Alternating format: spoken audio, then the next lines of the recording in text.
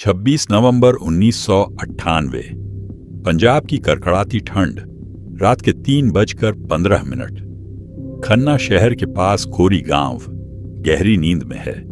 चारों तरफ घना कोहरा, जैसे मौत ने अपनी सफेद चादर बिछा रखी हो। इस कोहरे के बीच से गुजर रही है भारत की सबसे पुरानी और मशहूर ट्रेनों में से एक, फ्रंटियर मेल, मुंबई से अमृतसर जा रही। इसमें सवार 1000 से ज्यादा लोग बेखबर सो रहे थे, लेकिन ठीक उसी वक्त दूसरी पटरी पर मौत दूसरी दिशा से आ रही है। जम्मू तवी सियालदाह एक्सप्रेस।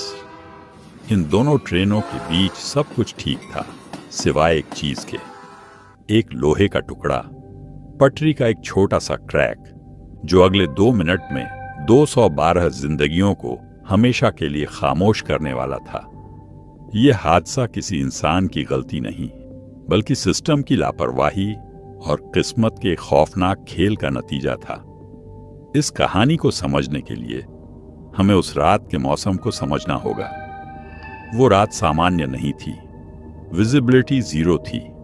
ड्राइवर को सिग्नल तक ठीक से दिखाई नहीं दे रहे थे। जगह थी लुधियाना और खन्ना के बीच का एक सुनसान इलाका।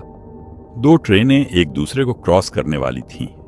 पहली Frontier Mail, Golden Temple Mail. यह ट्रेन अपने समय की शान थी। दूसरी सियालदाह एक्सप्रेस, जम्मू से कोलकाता जा रही। इसमें वैष्णो देवी से लौट रहे श्रद्धालु, मजदूर और आम परिवार भरे हुए थे। सब कुछ अपनी रफ्तार में था, लेकिन साइंस का एक नियम है, ठंड में लोहा सिकुड़ता है। उस पुरानी पटरी पर पहले से ही एक दरार थी, जो उस रात के तापमान को बर्दाश्त नहीं कर पाई, और यहीं से शुरू हुआ तबाही का काउंटडाउन। रात के 3:12। फ्रंटियर मेल कौरी गांव के पास से गुजरी। ट्रेन के ज्यादातर डिब्बे सुरक्षित निकल गए, लेकिन उस टूटी हुई पटरी ने अपना काम कर दिया था। जैसे ही ट्रेन का पिछला हिस्सा वहां पहुंचा, एक तेज झटका लगा। फ्रंटियर मेल के पीछे के 3 डिब्बे पटरी से उतर गए। यह डिब्बे सिर्फ पटरी से उतरे ही नहीं, बल्कि उछलकर बगल वाली पटरी पर जा गिरे। उस घुप अंधेरे में वो 3 विशाल लोहे के डिब्बे अब दूसरी लाइन पर एक दीवार बनकर पड़े थे। फ्रंटियर मेल के यात्रियों को लगा कि वो एक हादसे का शिकार हुए हैं, लेकिन उन्हें अंदाजा नहीं था कि असली तबाही तो अब दूसरी तरफ से आने वाली है। सीन शिफ्ट होता है दूसरी तरफ। सियालदाह एक्सप्रेस पूरी रफ्तार में आ रही थी, लगभग 90 से 100 किलोमीटर प्रति घंटे। ड्राइवर को सामने कुछ नहीं दिख रहा था, ना कोई लाल बत्ती, ना कोई फ्लेयर सिग्नल। फ्रंटियर मेल के गार्ड या ड्राइवर के पास इतना वक्त ही नहीं बचा था कि वो दूसरी पटरी पर जाकर पटाखे लगा सकें या लाल झंडी दिखा सकें। सामने की पटरी पर फ्रंटियर मेल के 3 विशाल डिब्बे लोहे की दीवार बनकर खड़े थे, और सियालदाह एक्सप्रेस का इंजन मौत बनकर उस दीवार की तरफ बढ़ रहा था। उस अंधेरे में किसी को कुछ नहीं दिखा, न ब्रेक लगाने का मौका मिला, न संभलने का। सियालदाह एक्सप्रेस का इंजन सीधे फ्रंटियर मेल के गिरे हुए डिब्बों से टकराया। टक्कर इतनी भयानक थी कि साइंस के नियम भी फेल हो गए। सियालदाह का भारी भरकम इंजन हवा में उछल गया और फ्रंटियर मेल के डिब्बों को कुचलता हुआ, उन्हें चीरता हुआ निकल गया। लोहे के गर्डर मुड़ गए। स्लीपर क्लास के डिब्बे कागज की तरह पिचक गए। जो लोग फ्रंटियर मेल के डीरेल कोच में थे और जो लोग सियालदाह के शुरुआती डिब्बों में थे, उन्हें चीखने तक का मौका नहीं मिला।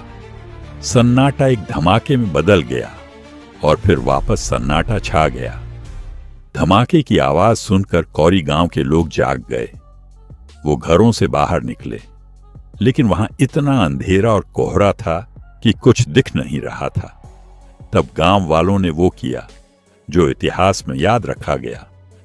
उन्होंने अपने ट्रैक्टर निकाले और मलबे के चारों तरफ खड़े करके हेडलाइट्स ऑन कर दी। उन ट्रैक्टरों की रोशनी में जो मंजर दिखा, वो रूह कंपाने वाला था।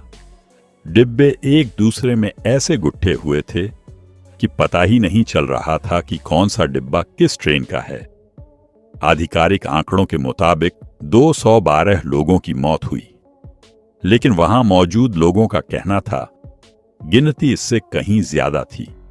मलबे से सिर्फ शरीर के टुकड़े निकल रहे थे। हादसे के बाद जस्टिस जीसी गर्ग कमीशन बैठाया गया। सवाल एक ही था, पटरी टूटी क्यों? जवाब मिला, रेल फ्रैक्चर।